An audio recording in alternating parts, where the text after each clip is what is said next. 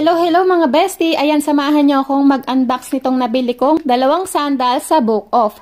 Ang Book Off ay isang second-hand store shop dito sa Japan. Marami silang mga branches dito sa Japan. Kaya kahit saan kayo pumunta sa Japan, merong Book Off. Meron silang mga branded bags, branded clothes, shoes, at meron din naman silang hindi branded. At ito yung kanilang pangalan ng kanilang shop. Book Off Super Bazaar. Ayan. So, dalawa yung nabili kong sandals. Samahan nyo kong i-unbox sa inyo. So, pasensya na kayo kung hindi ako nagpapakita kasi hindi ako nakaayos. Natatamad akong mag-ayos. Nakapajama lang ako kaya hindi ako nagpapakita. So, ito lang. Boses lang natin mga bestie. So, ito na yung aking nabiling dalawang sandals. At ito yung una kong napili mga bestie.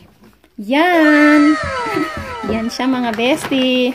Alam niyo ba na mahilig talaga ako sa wedge na sandals. So, ito yung una kong napili na wedge na sandals. Unang kita ko pa lang sa kanya ay nagandahan na ako mga bestie. Ang cute niya, di ba? Ito ay second hand, pero kung titingnan niyo, mukha talaga siyang bago, di ba? Good as new. Tingnan niyo naman yung quality niya.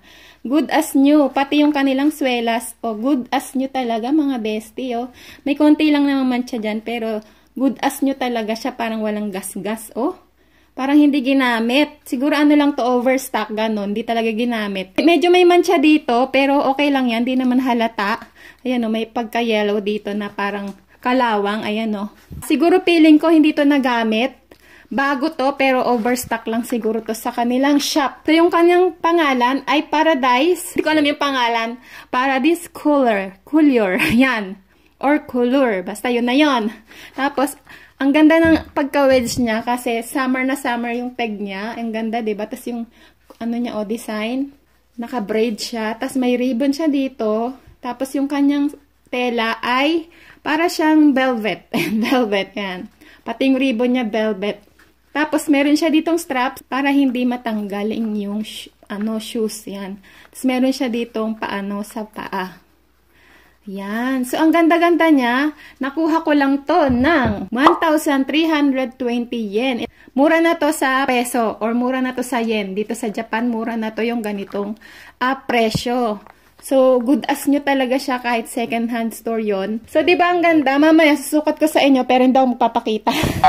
Yan. Sakto yung size niya. 23 yung size nito. Sakto sa akin kasi sinukat ko dun sa Book Off. Tapos pala, dun sa Book Off, wala na siyang ibang size. Kung ano lang yun nandun na naka-display, yun na yung bibilin mo. Hindi ka na pwede magtanong na may size ba kayong ganito or may size ba kayong ganyan dahil wala na silang size.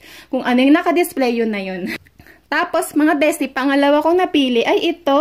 Di ba? Cute oh. Ang cute nito kasi wedge din siya. Tapos, mas mura to compare doon. Ito yung kanyang design. Ayan, may paano siya dyan. Di ko alam tawag sa design na to. May paganyan-ganyan siya dyan. Tapos, meron siya ditong gold metal hardware dito sa harap. At ganito yung kanyang front. Tapos, yung kanyang tela ay para rin siyang velvet. Ayan, nagpa-velvet siya. Tapos, tingnan niyo yung niya, oswelas. Good as new din. Good as new, pero hindi masyadong good as new. Ayan, merong konting gas-gas. Ayan, Newly Me yung kanyang brand. Tapos, 23 din, sakto. Sakto talaga yung size na nandun na naka-display. Ayan, Newly Me. Tapos, malambot din yung swelas niya. Ang lambot to. Strap din siya mga bestie sa paa nyo. Tapos ganito yung likod niya. So, alam nyo ba, mas mura to. Nakuha ko lang to ng 880 yen. O, di ba? Mura. So, ang ganda niya mga bestie. Bet na bet ko to. Kahit anong panahon, pwede ko tong suotin. Wag lang winter.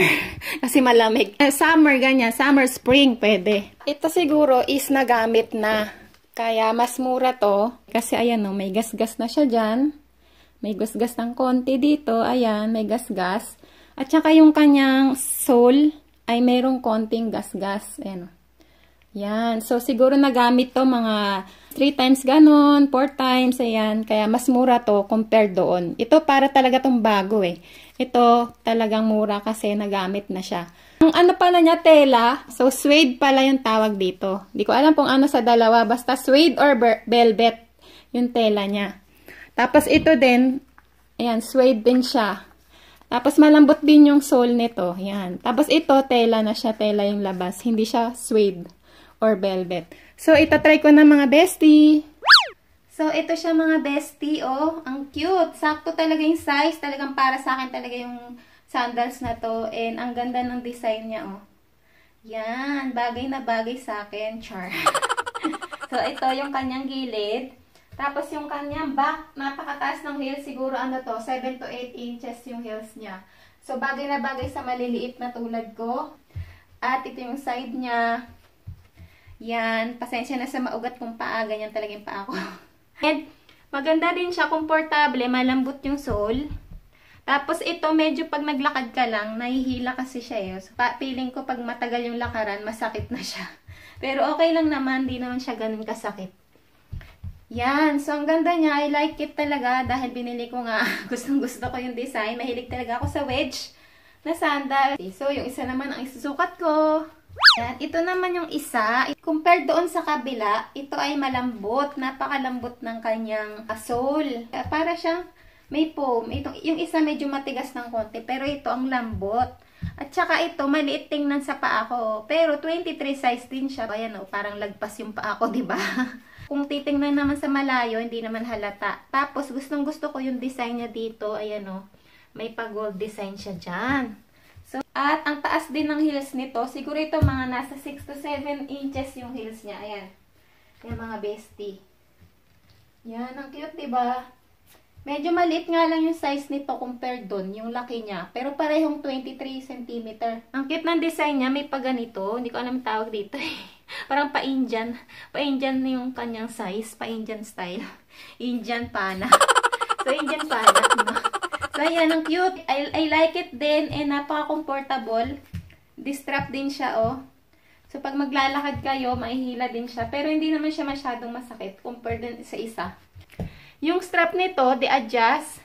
Yan, may button. Meron siyang butas. Kaya okay na okay kung malaki yung dito nyo. Pwede nyo siyang i-adjust. Tapos ito ring isa, di-adjust din yung kanyang strap. May mga butas din siya. Cute nito. Gustong gusto ko rin. Napaka-komportable niya. Feeling ko matibay naman to kapag ginamit mga bestie. Yan. Ang cute, diba? Talaga namang nagustuhan ko yung mga nabili ko sa Book Off. So, kung kayo ay nasa Japan or taga-Japan, tapos naghahanap kayo ng mga sandals na mas mura, pumunta na kayo ng Book Off, tsaka mga clothes, bags, lalo na pag branded, mas mura doon. Kahit na hindi branded, ay mukha pa rin talaga siyang bago, diba? Good as nyo talaga yung mga tinda doon. Tapos, meron din namang mura doon, pero yung kanilang quality na ay parang hindi na masyadong maganda. Pero ito, medyo pricey pa ng konti, kaya hindi pa naman siya ganun kagasgas. Lalo na ito, bago talaga siya. So, yun lang mga bestie. Salamat sa panonood nyo kahit hindi ako nagpapakita. Gusto ko lang i-share itong nabili ko sa Book Off. Sa mga nasa Japan dyan, pumunta na kayo ng Book Off kung mahilig kayo sa sandals, bags, at saka mga second hand na clothes. May mga branded din na mga damit doon. Nagpunta lang kami doon that time nung nagpunta kami ng Flower Festival. Ito. Nung umuwi kami, dumaan kami ng Book Off. Kaya nakabili ako nitong mga sandals. Wala na rin kaming time nun kaya hindi rin ako nakapili ng damit na mura. So, yun lang mga bestie. Salamat sa panonood nyo. See you again on my next vlog. Bye-bye! So, sakto, meron kaming gala doon sa Hiroshima Church at ginamit ko na tong tassel, wedge na sandals at ito yung outfit ko. Talagang bumagay sa outfit ko yung wedge, tassel, sandals na nabili ko sa Book Off. Ayan, pasayo-sayo pang bestie nyo dahil feel na feel ko ang outfit ko dito at ang sandals, ang lambot at talaga namang hindi sumakit yung paa ko dahil buong araw kaming lumakad-lakad doon sa Hiroshima City.